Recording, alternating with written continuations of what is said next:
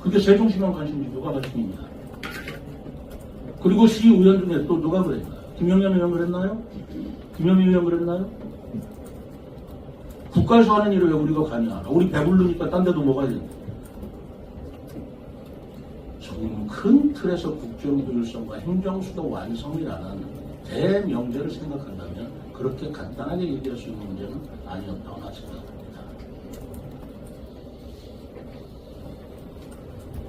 엊그제 기자회견에서 그 강균 의원이 여기 와서 그 얘기를 하면서 무슨 관심 있냐, 세종시민하고 무슨 관심 있냐라고 얘기를 했다고 들었는데, 뭐 언론에서도 여러분들 많이 기사가 주셔서 저도 알게 됐습니다. 인천은 관심 없나요?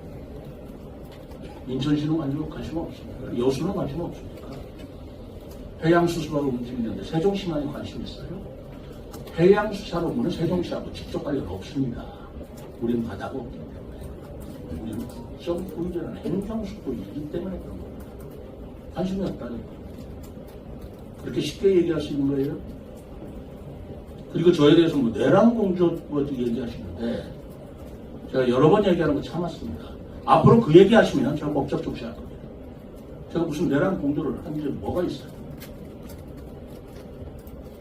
그렇게 무책임하게 얘기하시면서 세종시장을 이렇게 폄훼하고 세종시장이 일을 하는데 발목을 걸다니 제가 어떻게 시정을 이제까지는 참았지만 앞으로 새로운 정부에 들어서 어떻게 세종시장이 이끌 것인가 라는 생각이 들었던 것입니다. 저는 곰곰이 생각을 했어요. 우리나라 지방자치 이래도 좋은가? 아무리 여소야대라 하더라도 이래도 되는가라는 생각이 듭니다. 저는 지방자치에 전문가까지 말씀드린다고 여러 번 말씀드리긴 하지만 그래도 그 부분에 대해서 누구보다도 많은 연구를 했고 일을 해왔던 사람입니다. 지방의회가 이래도 되는가라는 생각을 합니다. 그리고 의회와 이 집행기관 장관의 관계가 이래도 되는가라는 생각이 듭니다.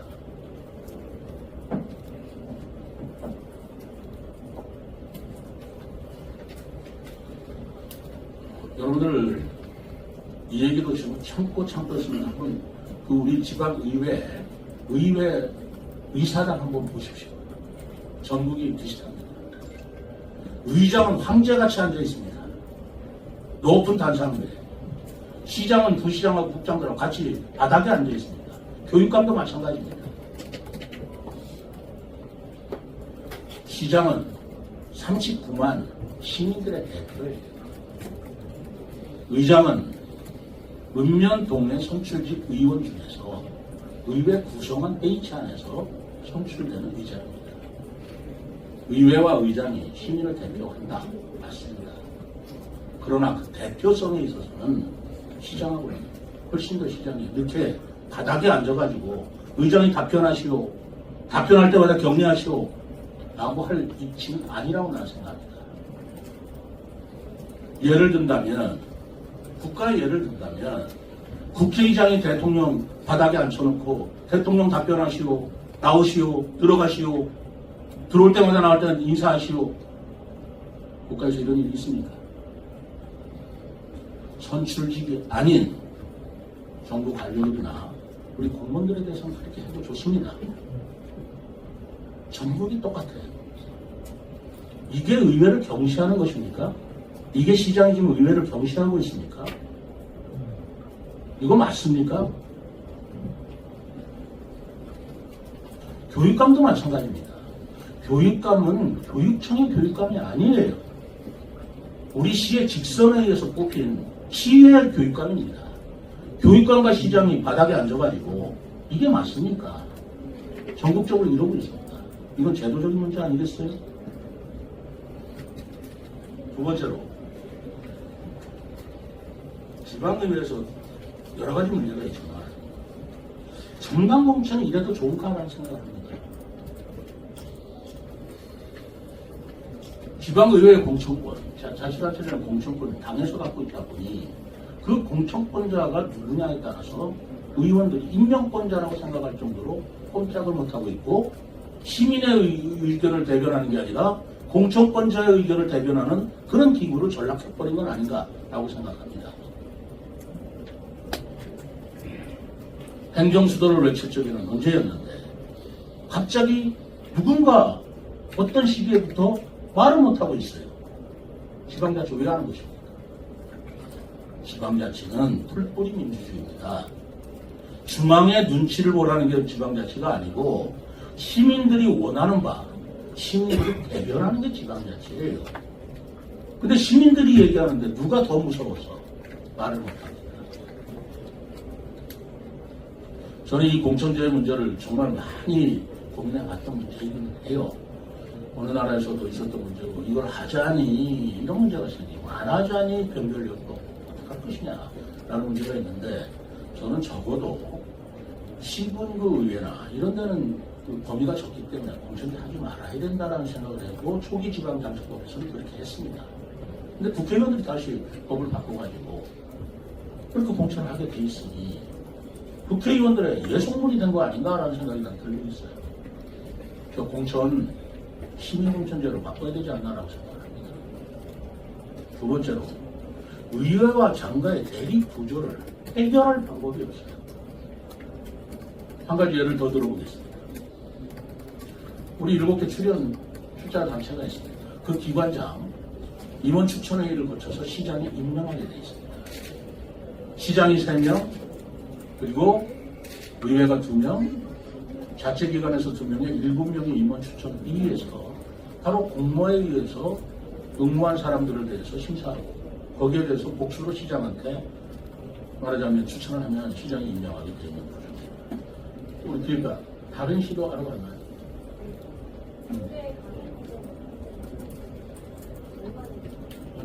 청문회 말고 3명 정도.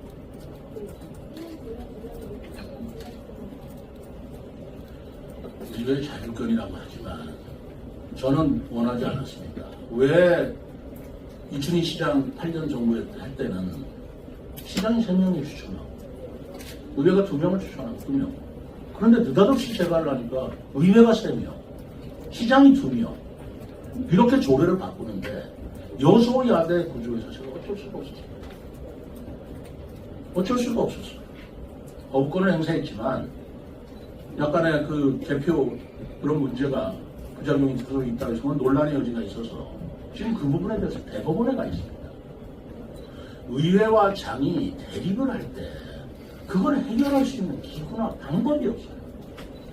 지방의회에서 일어난 일을 대법원에 가서 판결을 받으면 도대체 얼마를 걸리라는 얘기입니까?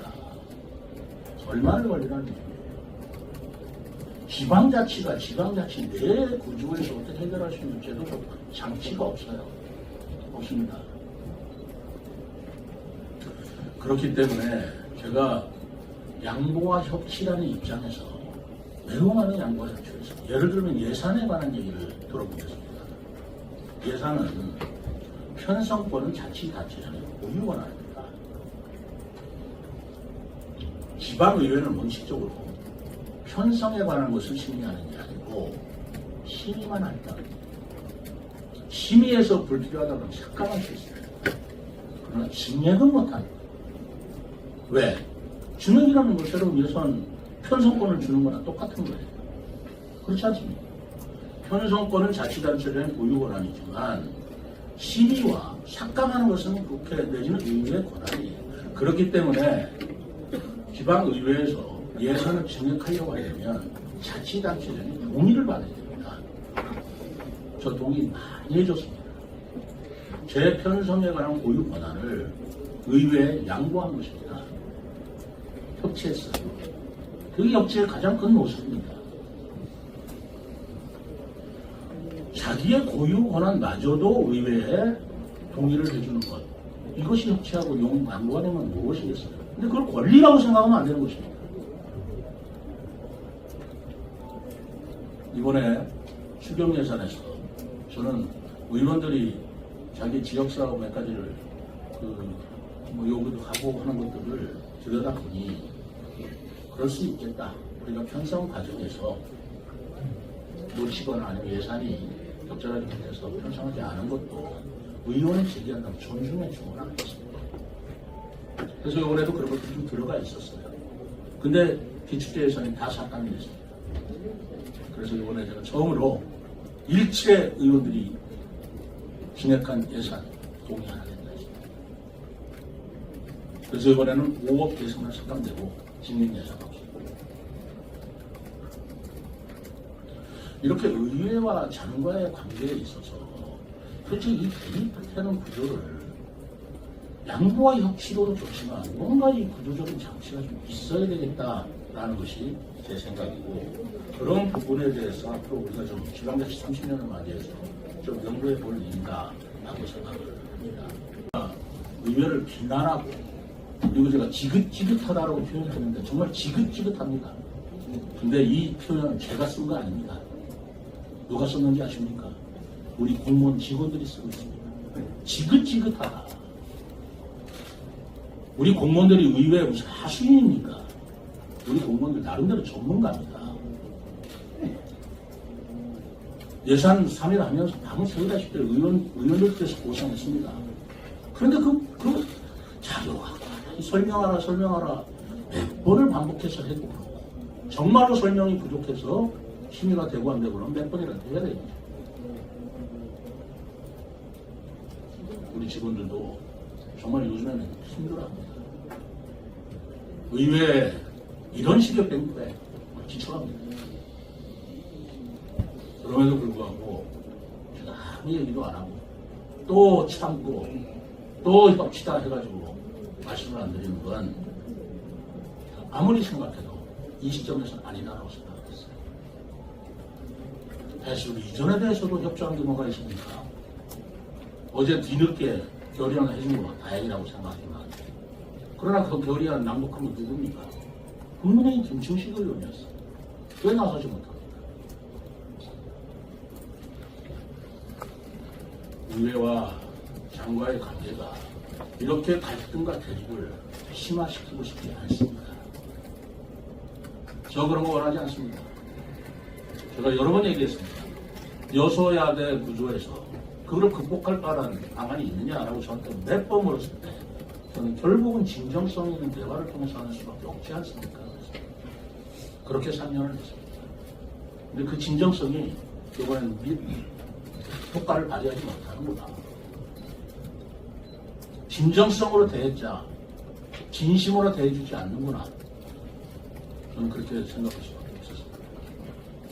그래서 오늘 어제 기축제가 삭감돼서 지금 시민들이 얼마나 심란할까, 그런 생각을 하면서 시장으로서 제가 생각하는 느낀 말을 솔직하게